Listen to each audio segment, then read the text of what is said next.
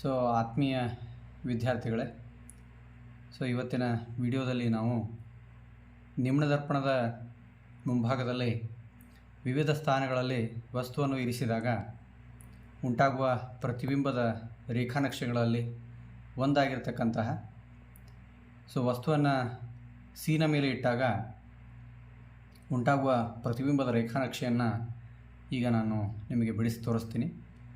ಮೊದಲನೇದಾಗಿ ಈ ರೇಖಾನಕ್ಷೆಯನ್ನು ಬಿಡಿಸುವ ಸಂದರ್ಭದಲ್ಲಿ ಸ್ಕೇಲಿಂಗ್ ಬಹಳಷ್ಟು ಮುಖ್ಯವಾಗಿರ್ತದೆ.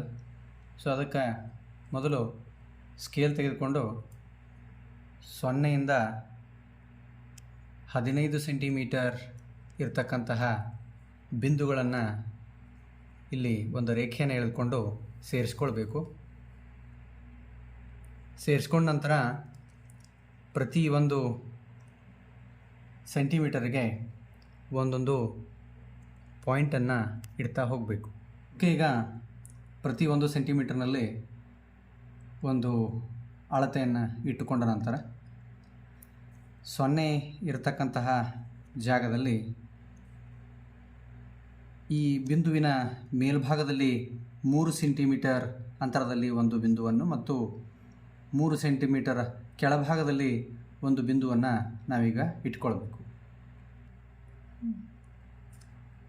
3 ಸೆಂಟಿಮೀಟರ್ ಮೇಲ್ಭಾಗದಲ್ಲಿ ಒಂದು ಬಿಂದು, ಅದೇ ರೀತಿಯಾಗಿ 3 ಸೆಂಟಿಮೀಟರ್ ಕೆಳಭಾಗದಲ್ಲಿ ಒಂದು ಬಿಂದು. ಎರಡು ಬಿಂದುಗಳನ್ನು ಇಟ್ಟುಕೊಂಡ ನಂತರ ಒಂದು ರೇಖೆಯನ್ನು ಎಳೆದುಕೊಳ್ಳಬೇಕು. ಈಗ ಎಳೆದುಕೊಂಡಿರ್ತಕ್ಕಂಥ ರೇಖೆ ನಮಗೆ ನಿಮ್ನದರ್ಪಣವನ್ನು ಸೂಚಿಸುತ್ತದೆ. ಈಗ 3 ಸೆಂಟಿಮೀಟರ್ ಅಂತರದಲ್ಲಿ ಎಫ್ ಅನ್ನು ಗುರುತಿಸ್ಕೊಳ್ಳೋಣ, ಪ್ರಧಾನ ಸಂಗಮ. ಈ 3 ಸೆಂಟಿಮೀಟರ್ದಿಂದ ಮತ್ತೆ 3 ಸೆಂಟಿಮೀಟರ್ ದೂರದಲ್ಲಿ, ಅಂದರೆ 6 ಸೆಂಟಿಮೀಟರ್ ದೂರದಲ್ಲಿ ನಾವು ವಕ್ರತಾ ಕೇಂದ್ರ ಸಿ ಅನ್ನು ಗುರುತಿಸಿಕೊಳ್ಳೋಣ. ಈಗ ವಸ್ತುವನ್ನು ಸಿನ ಮೇಲೆ ಇರಿಸಿದಾಗ, ಅಂದರೆ ನಾವು ಇಲ್ಲಿ ಒಂದು ವಸ್ತುವನ್ನು ಸಾಂಕೇತಿಕ ರೂಪದಲ್ಲಿ ಸಿನ ಮೇಲೆ ಇಟ್ಟುಕೊಳ್ಳುವಂತಹ ಒಂದು ಸಂದರ್ಭ. ಇದು ವಸ್ತು 1 ಸೆಂಟಿಮೀಟರ್ ಎತ್ತರ ಇರುವಂತೆ ನಾವಿಲ್ಲಿ ಅಳತೆಯನ್ನು ತೆಗೆದುಕೊಳ್ಳಬೇಕು. ಈಗ ಸಿನ ಮೇಲೆ ಸರಿಯಾಗಿ 1 ಸೆಂಟಿಮೀಟರ್ ಎತ್ತರದಲ್ಲಿ ಒಂದು ಬಿಂದುವನ್ನು ಇಟ್ಟುಕೊಂಡು ಗೆರೆಯನ್ನು ಎಳೆದುಕೊಳ್ಳೋಣ. ಈಗ ನಮಗೆ ಆ ವಸ್ತುವಿನ ಮೇಲ್ಭಾಗದಲ್ಲಿರ್ತಕ್ಕಂಥ ಬಿಂದು, ಅದೇ ರೀತಿಯಾಗಿ ಈ ದರ್ಪಣದ ಮಧ್ಯಬಿಂದುವಿಂದ 1 ಸೆಂಟಿಮೀಟರ್ ಎತ್ತರದಲ್ಲಿ ಬಿಂದುವನ್ನು ಗುರುತಿಸಿಕೊಳ್ಳೋಣ.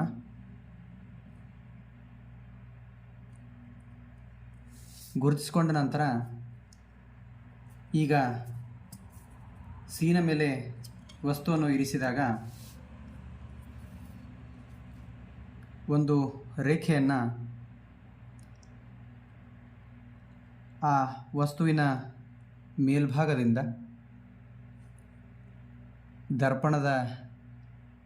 ನಿಮ್ನದರ್ಪಣದ ಮೇಲೆ ಬೀಳುವಂತೆ ಒಂದು ಸರಳ ರೇಖೆಯನ್ನು ಎಳೆದುಕೊಳ್ಳೋಣ. ನಂತರ ಆ ಸರಳ ರೇಖೆ ಪ್ರತಿಫಲನದ ಬೆಳಕಿನ ಕಿರಣವು ಎಫ್ನ ಮೂಲಕ ಹಾಯ್ದು ಹೋಗುವಂತೆ ಒಂದು ರೇಖೆಯನ್ನು ಎಳೆದುಕೊಳ್ಳಬೇಕು.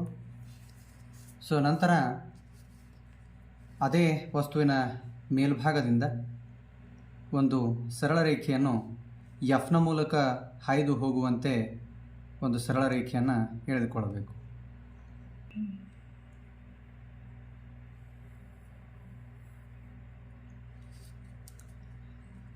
ನಂತರ ಎಫ್ನ ಮೂಲಕ ಹಾಯ್ದು ಹೋಗುವ ಬೆಳಕಿನ ಕಿರಣವು ದರ್ಪಣದ ಮೇಲೆ ಬಿದ್ದ ನಂತರ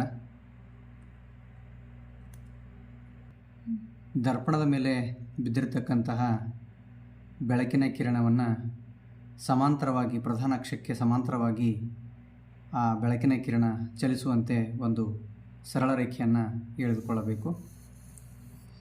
ಸೊ ಎಳೆದುಕೊಂಡ ನಂತರ ಯಾವ ಬಿಂದುವಿನಲ್ಲಿ ಎರಡು ಸರಳ ರೇಖೆಗಳು ಪರಸ್ಪರ ಛೇದಿಸಿವೆಯೋ ಆ ಬಿಂದುವಿನಲ್ಲಿ ಒಂದು ರೇಖೆಯನ್ನು ಪ್ರಧಾನ ಅಕ್ಷಕ್ಕೆ ಲಂಬವಾಗಿ ಎಳೆದುಕೊಳ್ಳಬೇಕು. ಆಗ ನಮಗೆ ವಸ್ತುವಿನ ಪ್ರತಿಬಿಂಬ ಎಲ್ಲಿ ಮೂಡುತ್ತದೆ ಅನ್ನೋದು ತಿಳಿದು ಬರುತ್ತದೆ.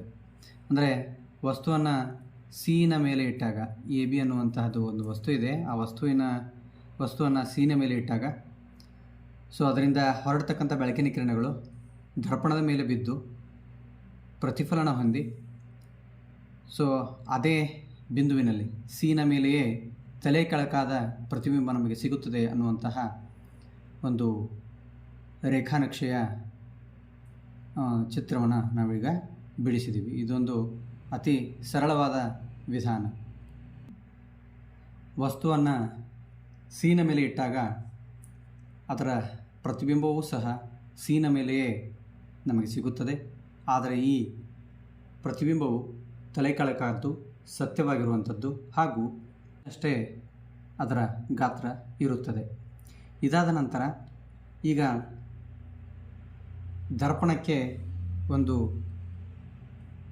ಸರಿಯಾದ ಆಕಾರವನ್ನು ನೀಡಬೇಕಾದಂತಹ ಸಂದರ್ಭ. ಸೊ ಈಗ ಈ ಸರಳ ರೇಖೆ ಏನಿದೆ ಇದರ ಮುಂದಿನ ಭಾಗದಲ್ಲಿ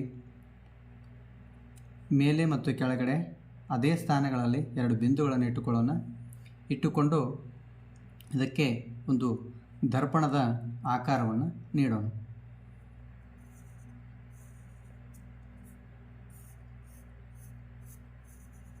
ನಂತರ ಈ ಸರಳ ರೇಖೆಯನ್ನು ನಾವು ಅಳಿಸಿಕೊಳ್ಳೋಣ.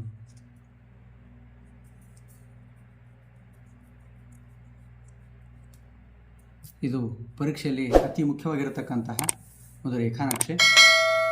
2 ಅಥವಾ 3 ಅಂಕಗಳಿಗೆ ಈ ಪ್ರಶ್ನೆಯನ್ನು ಕೇಳಲಾಗುತ್ತದೆ.